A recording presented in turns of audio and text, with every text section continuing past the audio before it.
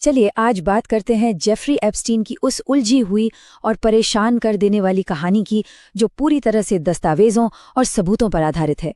ये एक ऐसा स्कैंडल है जिसने अमेरिका के सबसे ताकतवर गलियारों में हलचल मचा दी थी। इस कहानी को किसी हेडलाइन से नहीं बल्कि एक आवाज से शुरू करते हैं। स्क्रीन पर जो ये बयान है एक विक्टिम का, ये हमें याद दिलाता है कि इस पूरे केस के पीछे असली जिंदगियां और बहुत गहरा दर्द छिपा हुआ है। ये वो सच्चाई है जिसे हम नजरअंदाज कर ही नहीं सकते। तो हमारी कहानी का पहला पड़ाव हमें एक ऐसी जगह ले जाता है जो देखने में तो किसी जन्नत से कम नहीं थी, लेकिन उस जन्नत की आड़ में एक बहुत ही भयानक सच छिपा था। ये जगह थी एप्स्टीन का private island Little Saint James. जरा इस स्लाइड पर नजर डालिए। एक तरफ ये आइलैंड किसी सपने जैसा था, लग्जरी बंगले, खूबसूरत बीच, स्विमिंग पूल्स, हेलीपैड, सब कुछ था। लेकिन दूसरी तरफ की हकीकत रोंगटे खड़े कर देने वाली थी। आसपास के लोग इसे पीडोफाइल आइलैंड बुलाते थे।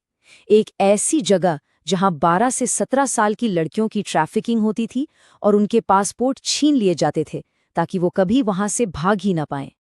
और इस आइलैंड पर आने वाले लोग कोई मामूली नहीं थे। यहाँ दुनिया के कुछ सबसे असरदार लोग आते जाते थे।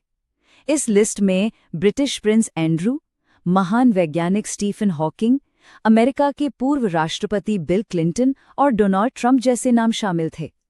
ये सिर्फ एक लिस्ट नहीं है, ये एप्स्टीन के उस बेहिसाब प्रभाव को दिखाती है जिसके दम पर वो सालों तक कानून की पकड़ से बाहर रहा। अब बात करते हैं कहानी के दूसरे हिस्से की। ये हिस्सा शुरुआती जांच और उसके हैरान करने वाले नतीजों के बारे में है। यहीं से पता चलता है कि कैसे पूरे सिस्टम ने पीड़ितों को धोखा दिया। तो देखिए, सब कुछ शुरू हुआ मार्च 2005 में, जब फ्लोरिडा में एक 14 साल की लड़की ने पुलिस में शिकायत दर्ज कराई। कुछ ही महीनों में पुलिस को 35 और पीड़ित मिल गईं जो एक पिरामिड स्कीम में फंसी थीं। मतलब लड़कियों को डराकर दूसरी लड़कियों को लाने पर मजबूर किया जाता था। मामला इतना बड़ा हो गया कि FBI को भी जांच शुरू करनी पड़ी। लेकिन फिर 2008 में फेडरल अटॉर्नी अलेक्जेंडर अकोस्टा ने एक ऐसा सीक्रेट सौदा किया जिसने पूरे केस का रुख ही मोड़ दिया। और ये कोई आम सौदा नहीं था। इस डील ने एप्स्टीन और उसके सभी साथियों को भविष्य के हर फेडरल क्रिमिनल चार्ज से पूरी तरह से बचा लिया। मतलब एक तरह से get out of jail free card. और सबसे चौंकाने वाली बात, ये पूरी डील जनता और यहां तक कि पीड़ितों से भी छिपाकर रखी गई थी, जो कि अमेरिकी कानून का साफ साफ उल्लंघन था। तो इतने गंभीर आरोपों के बाद एप्स्टीन को सजा क्या मिली होगी? सिर्फ 18 महीने। ये नंबर अपने आप में बताता है कि ये न्याय के साथ कितना बड़ा मजाक था। और सुनिए, ये 18 महीने भी कोई असली सजा नहीं थी। एप्स्टीन को वर्क रिलीज मिली हुई थी। इसका मतलब ये था कि वो हफ्ते में 6 दिन के 12 घंटे अपने ऑफिस में गुजारता था। वो सिर्फ रात में सोने के लिए जी लाता था। सालों तक ये मामला ठंडे बस्ते में पड़ा रहा। ऐसा लग रहा था जैसे एप्स्टीन कानून को चकमा देकर हमेशा के लिए बच निकला। लेकिन फिर कहानी में एक पत्रकार की एंट्री होती है जिसने इस मुर्दा केस में दोबारा जान डाल दी। जूली के ब्राउन, ये नाम याद रखना बहुत जरूरी है। मियामी हेरल्ड की इस खोजी पत्रकार ने नवंबर 2018 में एक रिपोर्ट सीरीज छापी जिसका नाम था परवर्जन ऑफ जस्टिस, यानी न्याय का मजाक। और इसी सीरीज ने सालों पहले हुई उस सीक्रेट डील का पर्दाफाश कर दिया। ब्राउन की इस जांच ने एक भूचाल ला दिया। उन्होंने 80 से ज्यादा संभावित पीड़ितों की पहचान की जिनकी आवाज को दबा दिया गया था। उनकी रिपोर्टिंग की वजह से पब्लिक का इतना जबरदस्त दबाव बना कि न्यूयॉर्क में एक नई जांच शुरू करनी पड़ी।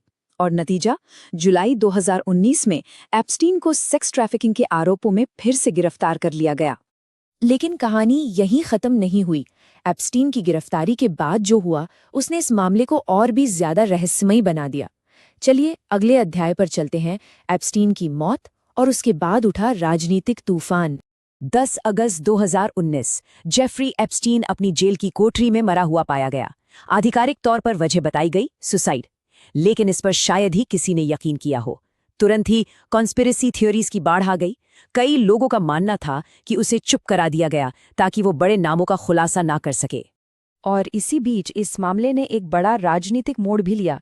जैसा कि सोर्स बताते हैं, चुनाव से पहले डोनाल्ड ट्रंप ने वादा किया था कि वो एप्स्टीन फाइलों को डीक्लासिफाई करेंगे, मतलब पब्लिक करेंगे। लेकिन चुनाव के बाद उन्होंने इसे डेमोक्रेट्स का एक कभी न खत्म होने वाला धोखा और काफी बोरिंग मामला कहकर पूरा यूटर्न ले लिया। तो अब आते हैं कहानी के आखिरी हिस्से पर, जहां लंबे इंतजार के बाद कुछ दस्तावेज आखिरकार लोगों के सामने रखे गए, लेकिन वो अपने साथ जवाबों से ज्यादा सवाल लेकर आए। पब्लिक और कांग्रेस के लगातार दबाव के चलते जस्टिस डिपार्टमेंट को आखिरकार जनवरी 2024 में हजारों फाइलें जारी करनी ही पड़ी। ये एक ऐसे बिल की वजह से हुआ जिसे दोनों पार्टियों का सपोर्ट मिला था। लेकिन जब ये फाइलें बाहर आईं तो ये बहुत ज्यादा एडिट की हुई थीं। नामों पर, तारीखों पर और पूरी पूरी लाइनों पर काले मार्कर चलाए गए थे। इन फाइलों ने जवाब देने के बजाय और भी गहरे सवाल खड़े कर दिए। इन आधी अधूरी फाइलों से भी सोर्स के मुताबिक डोनाल्ड ट्रंप के खिलाफ कुछ बड़े आरोप सामने आए। पहला, उन्होंने एप्स्टीन के प्राइवेट प्लेन, जिसे कुछ लोग लोलिता एक्सप्रेस भी कहते थे, उसमें 8 बार सफर किया था। दूसरा आरोप था कि उन्हें दुर्व्यवहार के बारे में पता तो था, पर वो चुप रहे। और तो और एक लिमो ड्राइवर का बयान भी था कि उसने 1995 में ट्रंप को एक लड़की के शोषण के बारे में बात करते सुना था। साथ ही एक दूसरे अपराधी का एक कथित खत भी सामने आया। और ये सब तो उस जानकारी का बस एक छोटा सा हिस्सा है जो बाहर आई है। अंदाजा लगाइए कि इस केस से जुड़े कितने दस्तावेज अभी भी पब्लिक से छिपा कर रखे गए हैं। 10 लाख से भी ज्यादा। सोचिए ये नंबर अपने आप में कितना कुछ कहता है। तो सबसे बड़ा सवाल आज भी यही है कि इन लाखों फाइलों में अभी और कौन कौन से ताकतवर नाम छिपे हुए हैं। ये एक ऐसा सवाल है जो इस स्कैंडल को आज भी जिंदा रखे हुए है और हमें ये सोचने पर मजबूर करता है कि सच्चाई का कितना हिस्सा अभी भी अंधेरे में दफन है।